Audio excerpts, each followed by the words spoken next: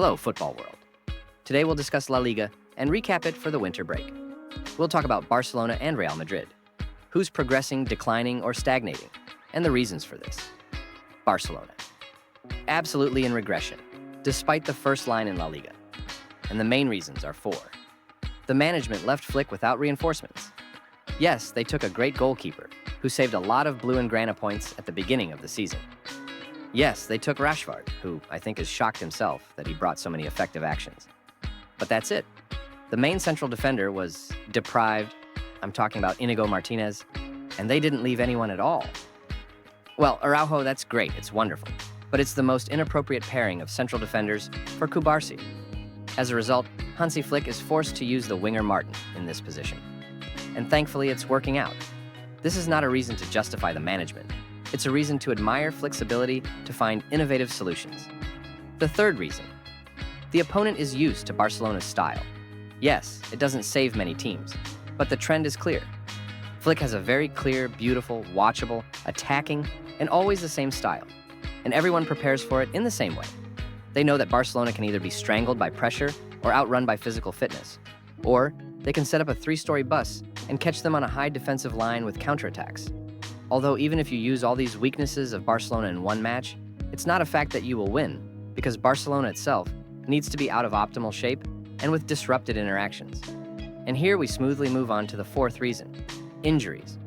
If Barcelona has no injuries, everyone is healthy, everyone is in the squad, everyone is in optimal shape, this is, without a doubt, one of the 2 or 3 best teams in the world.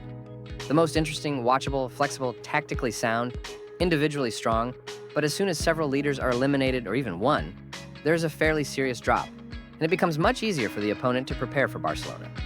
And all the above-mentioned vulnerabilities are exposed even more. This season, which is not even half over, all the key players have already been eliminated. Rafinha, Yamal, Pedri, Lewandowski, De Jong, and Olmo is unable to get out of the hospital at all. And there were even 2 or 3 leaders who were immediately eliminated. Well, the fifth reason is the lack of a plan B for Flick. You can fill me with comments about how he is a dogmatist and will never use a plan B, because there are many examples of dogmatists who have adapted to the realities of the field. The same Guardiola, Arteta, and even Jurgen Klopp, each of them one way or another, but quietly moving towards, roughly speaking, the style of Ancelotti with hyper-adaptation to the circumstances. The ideal is somewhere in the middle. Not super system, not super hope, only on individual and adaptability. But here's something between the ideal modern team. Given the current football realities and how difficult the calendar is, how much other football players, in general, all circumstances, if you take into account, the best option is when you are both a system team, and at the same time, you can adapt to some difficult circumstances. For example, an epidemic of injuries or a difficult calendar. Or the form of players is bad. And when Flick lost several key players, and the remaining ones were in poor form, it would have been helpful to adapt to the circumstances. But Flick didn't change anything. Neither the pace, nor the speed, nor the pressure. And on this segment, they crept down, both in La Liga and in the Champions League, from which even Flick himself almost fell into a depressed state. Although, if you look at the statistics and look at Barca for the similar period of last season, then you will not notice any drastic changes in a bad way. Past this season, only one more, although they also allowed more. The intensity of the pressure has dropped a little, but it's still at a crazy level, and control and attack, despite the injuries, have dropped slightly. But we still trust our own visual assessment and the feelings that come from the team during different matches against top opponents, against middle-level teams, the general trend, and so on. This is much more important and correct. Statistics are just a helper, and they should never be completely disregarded or written off. It helps a lot, but it's still a helper. And Barcelona, we give a verdict, is a small regression. Next is Real Madrid. They are obviously stagnating, although at the beginning of the season, it seemed like progress. And many inexperienced 11-year-old fans are seeing a complete failure right now. Well, they can be understood too.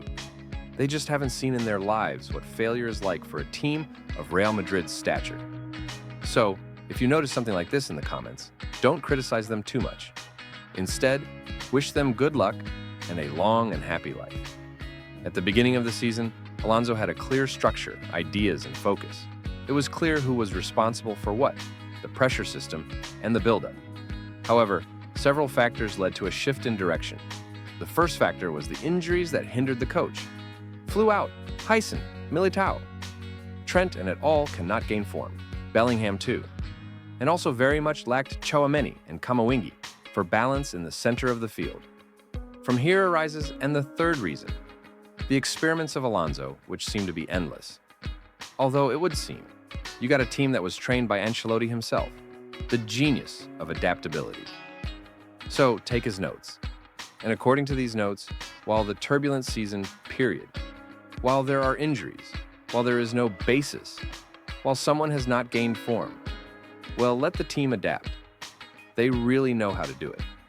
And then, when everyone comes back, you will continue your tactical tricks.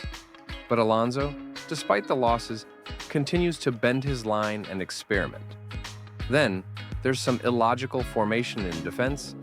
Then, he puts Güler and Bellingham together in the center, leaving the entire center of the field to the shapeless Chouameni. Then, he turns off the flanks, then turns them on from match to match, and so on. Although, as soon as Alonso returns to the classics of adaptability and Ancelotti's notes, everything becomes wonderful. The most striking example is the recent match against Man City. Although they lost, they looked better than their opponents, or at least as good. Therefore, I don't know, in my opinion, strategically, during the period when the team faces difficulties, it is possible to switch to Ancelotti's notes in terms of adaptability. And how everything will be in shape, back to his experiments, which we saw at the beginning of the season, and to this system, which he wants to instill in the team. There is no need to give up on the system. Real needs a system and needs pressure, build-up, positional structure. All of this is needed. Just somehow balance. According to statistics, if you take a similar period of last season, then you will not notice any serious changes. A little bit of possession, a little bit of scoring. They started to shoot more themselves. Less allows shots, and the pressure has grown abundantly. As a result, in our opinion, Real does not go anywhere with the prospects for growth. They have where to grow, they have where to strive. And we saw at the beginning of the season what a monster can be made out of this composition. And Habibi Alonso is capable of it. You just have to wait for this more or less clear, stable period in terms of forms and injuries, and now somehow switch to an adaptive format. And the final verdict is stagnation.